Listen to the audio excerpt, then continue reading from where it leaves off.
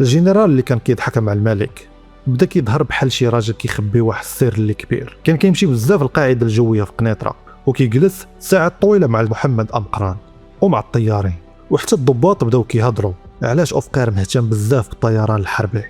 حتى واحد ما كان عارف باللي أوفقير بدا كيوجد الأخطر مغامره في حياته.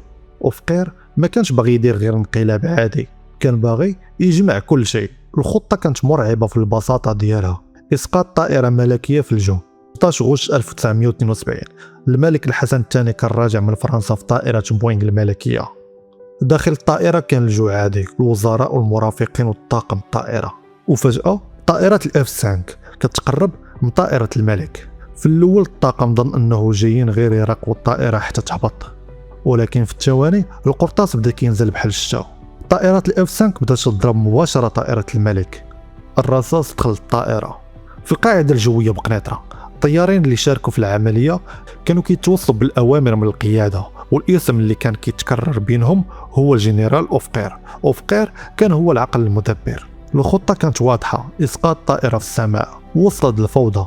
الملك الحسن الثاني دار واحد الحركة اللي ذكية بزاف، خلى البيلوت يقول لهم باللي الملك راه مات، وخلى الصمت يدور بطائرة الاف 5.